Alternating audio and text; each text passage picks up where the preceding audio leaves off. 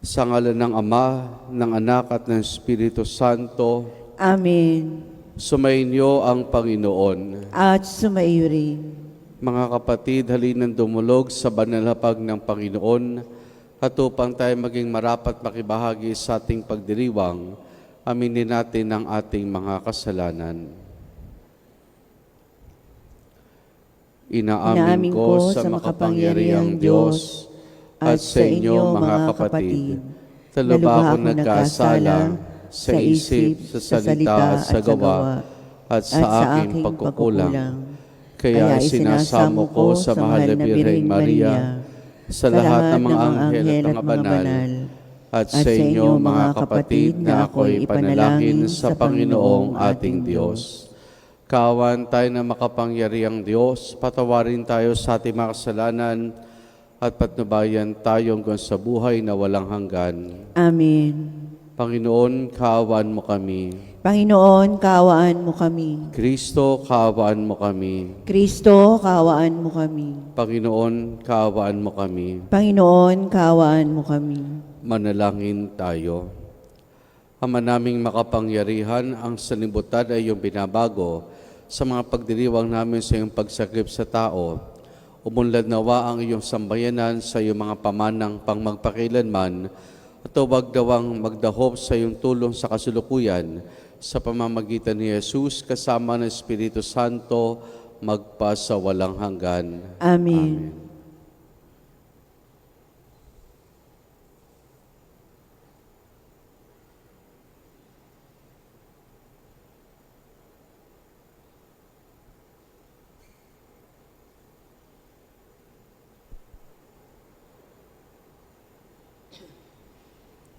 Ang salita ng Diyos mula sa aklat ni Propeta Isaías. Ang sabi ng Panginoon, ako ay lilikha, isang bagong lupa't isang bagong langit. Mga pangyayaring pawang lumipas na ay di na babalik. Kaya naman kayo'y dapat magalak sa aking nilalang. Yamang nilikha ko itong Jerusalem, na aking pakay maging kagalakan ng mga hinirang. Ako mismo'y magagalak dahil sa Jerusalem at sa kanyang mamamayan. Do'y walang panambitan o kaguluhan. Do'y wala ng sanggol na papanaw. Lahat ng titira roon ay mabubuhay ng matagal. Ituturing pa rin na kabataan pa ang daang taon. Ang hindi umabot sa gulang na ito ay pinarusahan. Magtatayo sila ng tahanang kanilang titirhan. Sa tanim ng ubas ay sila ang aani. Ang salita ng Diyos. Salamat sa Diyos. Poong sa akin nagligtas, ang dangal mo'y aking galak. Poong sa akin nagligtas, ang dangal mo'y aking galak. O Panginoon ko, sa iyong ginawa, kita'y pinupurit, ako'y iniligtas. Kaya kaaway ay di na nakuhang matuwa't magalak. Mula sa libingang daigdig ng patay, hinango mo ako at muling binuhay. Ako na kasama nilang napabaon sa kailaliman. Poong sa akin nagligtas, ang dangal mo'y aking galak. Purihin ang poon. Siya ay awitan ng lahat ng tapat na mga hinirang. Iyong gunitain ang mga ginawa ng Diyos na banal. Ang kanyang ginawa ay alalahanin at pasalamatan. Hindi nagtatagal yaong kanyang galit at ang kabutihan niya'y walang wakas. Ang abang may hapis at nikmak sa luha, sa buong magdamag o bukang liwayway, ay wala ng lungkot, kapalit ay galak. Poong sa akin nagligtas, ang dangal mo'y aking galak. Kaya't ako'y dinggin, ikaw ay mahabag sa akin. O poon, ako ay pakinggan. Mahabag ka, poon, ako ay dinggin mo at iyong tulungan. Nadama ko'y galak ng iyong hubarin ang aking pangluksa. Sa pasasalamat sa iyo, o poon, ay di magsasawa. Poong sa aking nagligtas, ang dangal mo'y aking galak.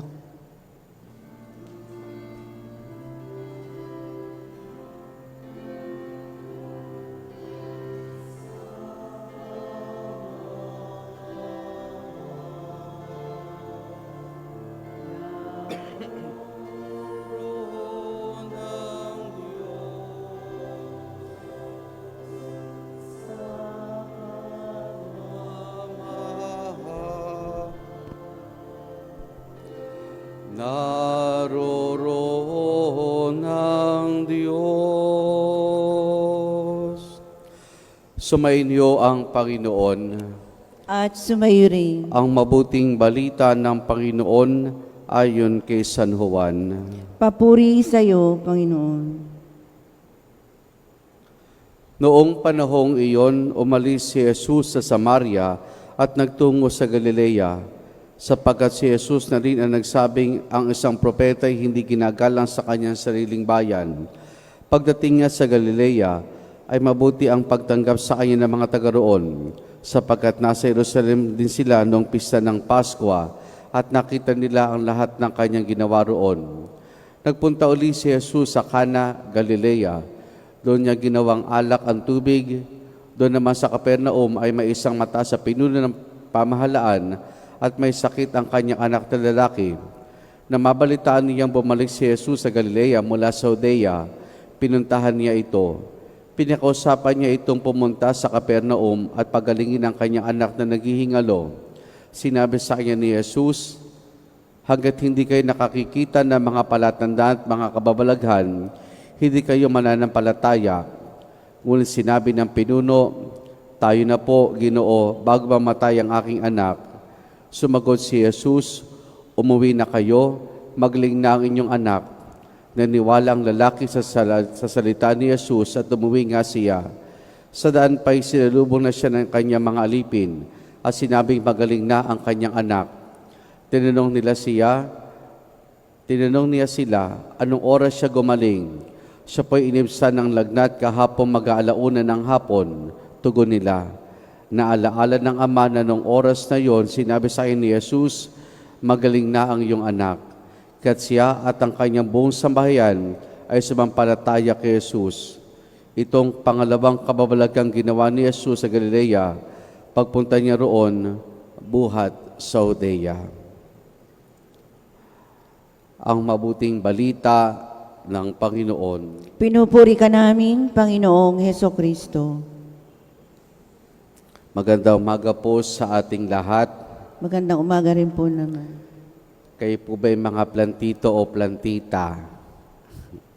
Pero lahat naman ho siguro tayo naranasan na magtanim. At kapag tayo nagtatanim, siyempre, andun yung na-excite tayo, kada araw titignan natin kung umuusbong na ba yung binhi na tinanim natin. At pag nakita natin umuusbong na ito, masaya na tayo, excited na parang achievement na sa atin yung makapagpatubo ng isang halaman hanggang sa talagang alagaan natin ito na ilang araw, ilang linggo, hanggang sa ito ay magkaroon ng bunga. Mga kapatid, sa Ebanghelyo po na ating napakinggan, ay dito'y matutunghayan natin yung pagtubo, paglago ng pananampalataya ng isang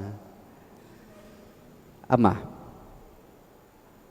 Bagamat hindi binanggit kung ito ay Hudyo o isang pagano, pero makita natin dito yung pagtubo at paglago ng kanyang pananampalataya sa ating Panginoon. Kung babalikan natin ang Ebanghelyo, ay si Jesus ay patuloy sa kanyang paglalakbay. Marami sumasampalataya sa kanya dahil katatapos lamang ng pista ng Pasko at ilang mga nandoon ay nakita muli ang ating Panginoon kung kaya sila nagsimula sumampalataya. Pero sa gitna ng lahat ng ito, isang opisyal ang lumapit sa ating Panginoon, isang ama, dahil idinulog niya ang kanyang anak na may sakit. Noong una, parang matabang ang Panginoon. Dahil sinabi nga niya, parang hanggang hindi kayo nakakakita ng mga palatandaan, kababalaghan, hindi kayo maniniwala. Pero sa gitna na lahat ng ito, inaya pa rin ng Ama ang Panginoon, tara po, baka mamatay ang aking anak. At ang naging sugon na laman ng Panginoon sa kanya ay, magaling na ang iyong anak. At yun niya ang nangyari. Gumaling na ang kanyang anak, pag-uwi niya, yun na natagpuan niya, at lalo siyang nanalig sa ating Panginoon at hindi lamang siya, maging ang kanyang sambahayan. Dito mga kapatid, makikita natin sa ating mga tao yung paglago ng pananampalataya. Iba-iba yung magiging karanasan natin sa paglago ng ating pananampalataya. Pero dito, isa sa mga madalas nating nagiging pamamaraan na may kaugnay sa pananampalataya ay yung ating pangangailangan. Hindi ba madalas tayo mga tao, anong dahilan kung bakit tayo lumalapit sa Diyos? Anong dahilan kung bakit tayo lumalapit sa Diyos? Dahil tayo ay mayroong pangangailangan. Katulad ng Ama, may pangangailangan siya. Pero pangangailangan niya talaga hindi lamang para sa kanya, kundi para sa kanyang anak na naghihingalo nung pagkakataong iyon. Naniwala yung Ama sa sinabi ng Panginoon, umuwi siya, nakita niya magaling, at ang sambahin na niya ay nagsimula na rin sumampalataya. So madalas ganun. Madalas lumalapit tayo sa Diyos dahil tayo mayroong pangailangan sa Kanya. Wala naman pong problema doon. Wala naman masama po doon. Kung yun na magiging pamamaraan para tayo lumapit sa ating Panginoon, dahil meron tayong pangailangan. Pero ang crucial dito, mga kapatid, doon ba sa ating paglapit sa Diyos, bukod sa pangailangan, daladalin ba rin natin yung 100% nating kayang magtiwala sa Diyos? Kasi yung Ama, inaya niya talaga ang Panginoon, di ba? Tara na po, baka hindi pa natin abutan. Pero sa halip na sumama ang Panginoon, sinabi lang niya, magaling na ang iyong anak. Kung yung Ama, hindi ka agad nagtiwala doon, malamang kinukulit pa rin niya ang Panginoon. At marahil, kung hindi nga sumama ang Panginoon, baka nagtampo pa yan. Baka nakapagsalita pa yun ng hindi maganda laban sa Panginoon na akala ko pa naman ikaw magiging pag-asa ko. Pero naniwala siya sa sinabi ng Panginoon. Kaya bagamat hindi na sumama ang Panginoon sa kanya, ay bitbit niya sa kanyang sarili yung kanyang paniniwala at pagtitiwala sa Diyos, sa Panginoon, umuwi siya. At nagkaroon ng bunga ang kanyang pagtitiwala kay Jesus. Nagbunga ang pagtitiwala niya sa ating Panginoon at gumaling ang kanyang anak. Ganun din sa atin. Lumalapit tayo sa may pangangailangan, kaya ba natin magbigay ng 100% na pagtitiwala sa Diyos? Kasi minsan tayong mga tao, meron tayong pangangailangan, specifically ito. At gusto natin, kapag ito specifically, ito yung pangailangan natin, gusto natin, yun lang talaga ang ating makakamit na tugon mula sa Diyos. Kumbaga, etong kailangan ko, dapat ito lang din ang matanggap ko. Kaya minsan, pagka hindi yun mismo ang natanggap natin, pero alam natin may tumanggap tayo, parang minsan ay magtampo tayo. O dili kaya ay humanap pa tayo ng ibang malalapitan. Kaya bukod sa pangailangan, mahalaga talaga yung lubos na pagtitiwala sa Diyos. Kaya ang tanong sa atin is, kaya ba nating ibigay ang buo nating pagtitiwala sa Diyos? Ngayon, naging maganda dito, matapos gumaling ang kanyang anak, ano ang naging kasunod noon? Nagsimula siya sa mampalataya kay din ang kanyang sambahayan. hindi na mahalagang bunga. Bukod sa pagtitiwala, yung pananampalataya natin ay yung bang nakakahikayat ng mga tao. Nakakahikayat din ng mga tao na kayang ibigay ang ganong pagtitiwala, pananalig sa Diyos. Maring sa ating sariling pamilya, maring sa ating mga barkada, maring sa ating kapitbahayanan. Yung bunga ng ating pananampalataya, ang nagiging magandang bunga din nito ay mapalalim din ang pananampalataya ng iba at magsilbing parang ehemplo tayo na kung kaya nating magtiwala ng buo, makahikayat din tayo ng mga tao na kayang ibigay ng buong buo ang kanilang pagtitiwala. Dito makikita natin yung paglalakbay sa pananampalataya ng Ama. Ganun din sa ating buhay. May pangailangan tayo, handa tayo magtiwala. At yun, nagbubunga. Hindi lamang para sa atin, maging sa mga taong nasa paligid at nakakasalamuha natin. Amen.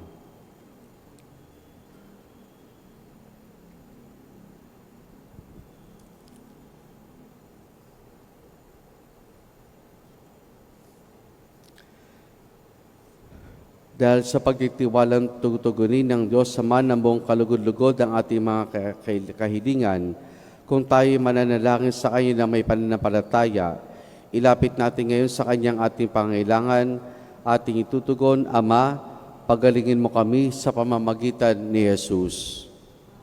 Ama, pagalingin mo kami sa pamamagitan ni Jesus.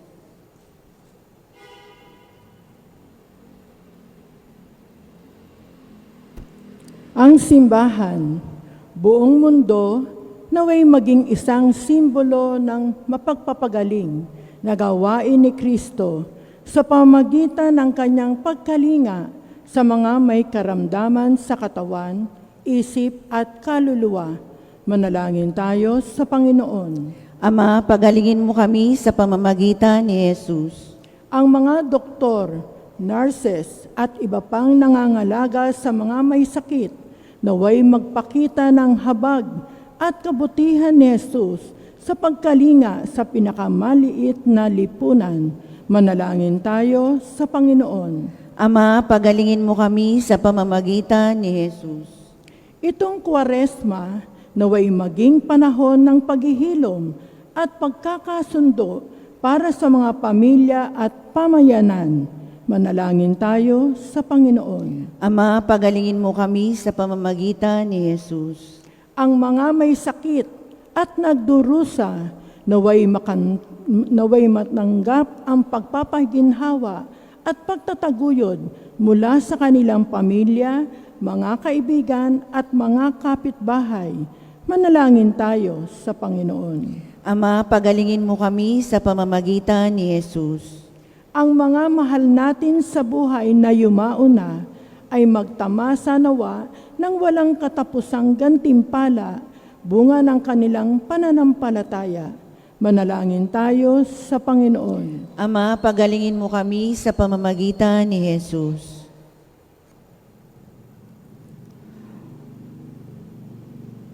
Ama naming nasa langit, tulungan mo kaming patuloy na magtiwala sa iyo at sumampalataya sa nakapagpapagaling na kapangyarihan ng iyong anak na gumagamot sa lahat ng aming mga sugat. Hinihiling namin ito sa pamamagitan ni Jesus na aming Panginoon. Amen. Amen.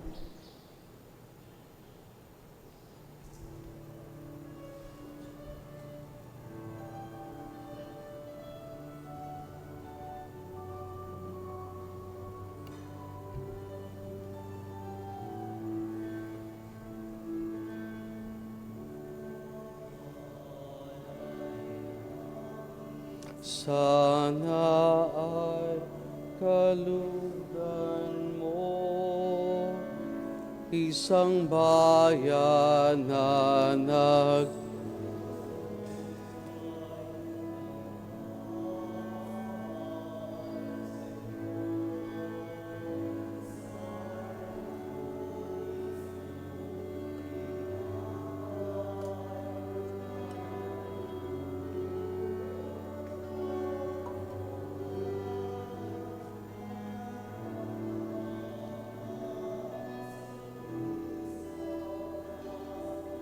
Bigay mong kaligtasan.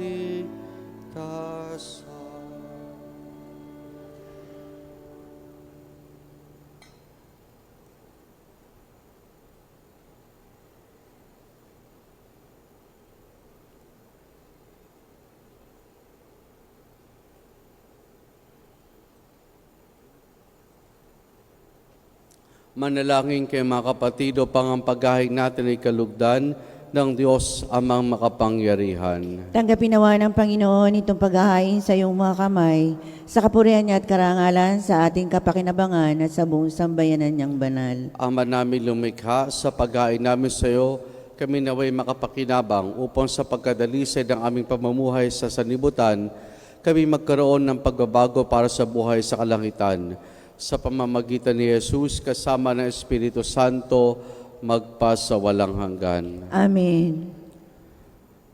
Subayin niyo ang Panginoon. At sumayo rin. Taas sa Diyos sa inyong puso at diwa. Tinaas na namin sa Panginoon. Pasalamatan natin ang Panginoong ating Diyos. Marapat na siya ay pasalamatan. Ama naming makapangyarihan, tunay nga marapat na ikaw ay aming pasalamatan sa pamamagitan ni Jesus na aming Panginoon. Sa pagbabaka sakali mong kami bubuti, sinugo mo si Jesus upang pangunahan kami. Bilang pagsunod sa iyong atas sa bigay, ipinahayag na iyong anak ang iyong kalooban ng mga pitukha ay kanyang damayan. Kaya kaisa ng mga anghel, magsisiawit ng papuri sa ng walang humpay sa kalangitan, kami nagbubunyi sa iyong kadakilaan.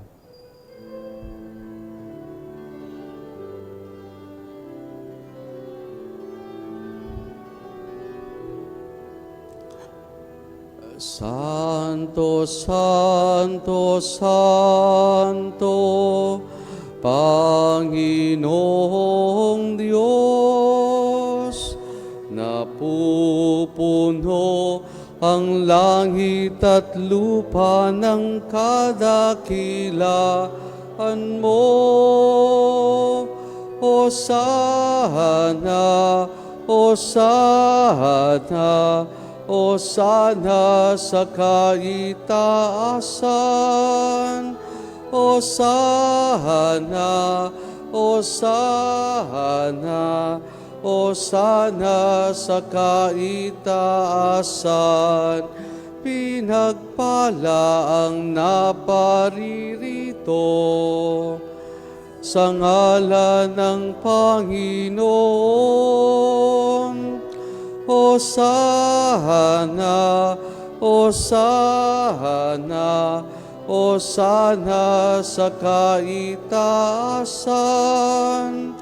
Hosana, Hosana, Hosana sa kaitaasan.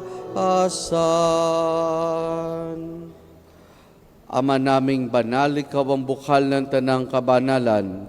Kaya sa pamamagitan ng iyong Espiritu, gawin mong banal ang mga kaloob na ito upang para sa amin, maging katawan at dugo ng aming Panginoong Hesukristo. Bago niya pinagtiis ang kusang loob na maging handog, hinawakan niya ang tinapay, pinasalamatan kaniya, pinaghati-hati na yon. Iniabot sa kanyang malagad at sinabi, tanggapin ninyo lahat ito at kanin itong aking katawan na ihahandog para sa inyo.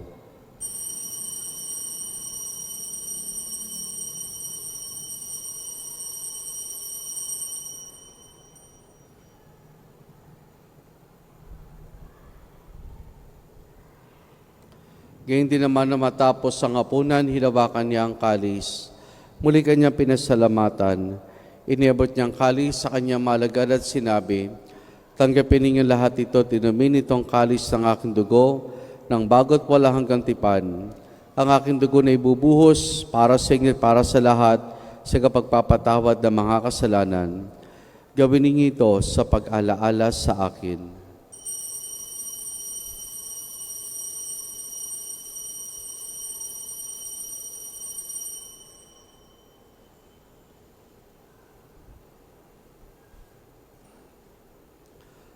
Ang misteryo ng ating pananampalataya.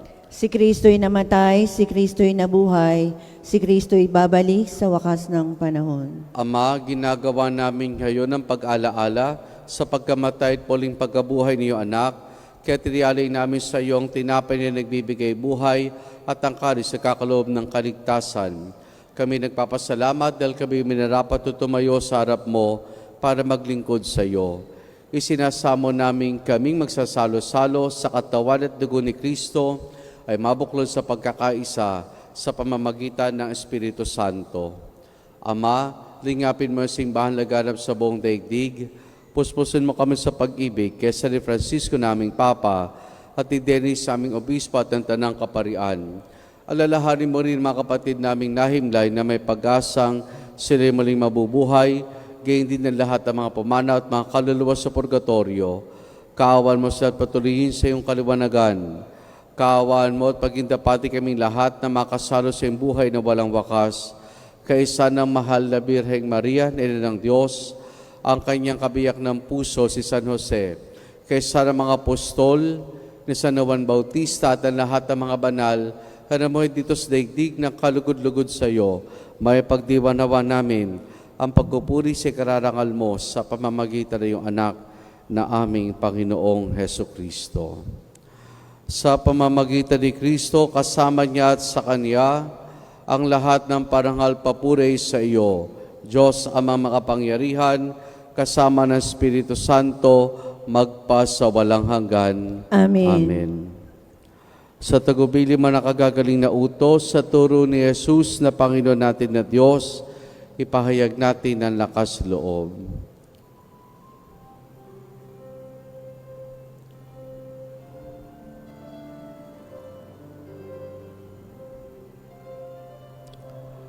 Ama namin, sumasalangit ka, sambahin ang ngalan mo, mapasamin ang kaharian mo, sundin ang loob mo, dito sa lupa para nang sa langit. Bigyan mo kami ngayon ng aming kakanin sa araw-araw at patawarin mo kami sa aming mga sala para ng pagpapatawad namin sa nagkakasala sa amin, at huwag mo kaming ipahintulot sa tukso, at iadya mo kami sa lahat ng masama.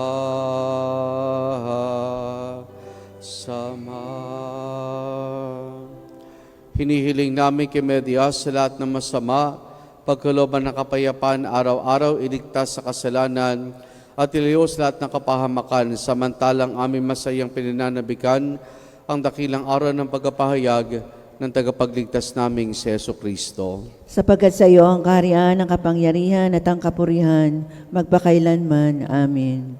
Panginoong Jesucristo, sinabi mo sa iyong mga apostol, kapayapaan ang iniwan ko sa inyong aking kapayapaan, ang ibinibigay ko sa inyo.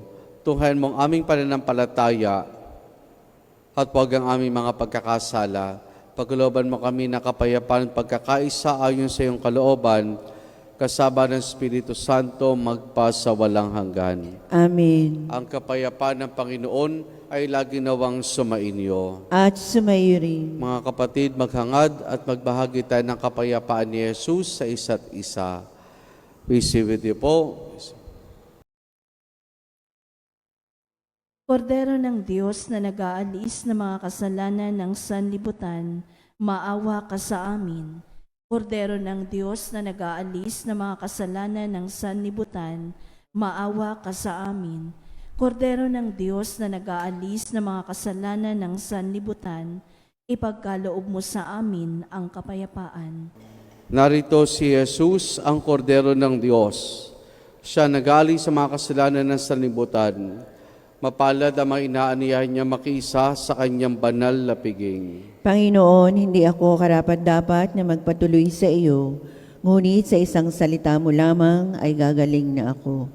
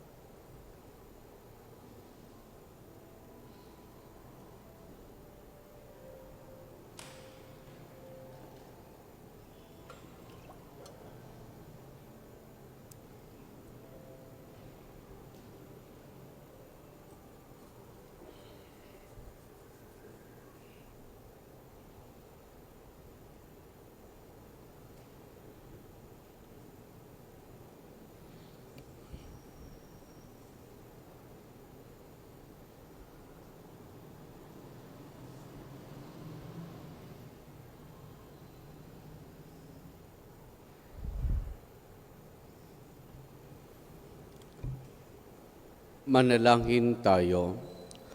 Ama naming mapagmahal, ang aming banal na pakikinabang ay silabang bumago at bumuhay sa amin at siya rin magpabanal at mag-akay sa amin sa iyong piling sa pamamagitan ni Jesus kasama ng Espiritu Santo magpasawalang hanggan. Amen. Sumayin niyo ang Panginoon At sumayo rin. at pagpalain tayong lahat ng mabutit mapagmahal na Diyos Ama, Anak at Espiritu Santo. Amen. Naialin na po natin ang pagdiriwan ng banal na misa.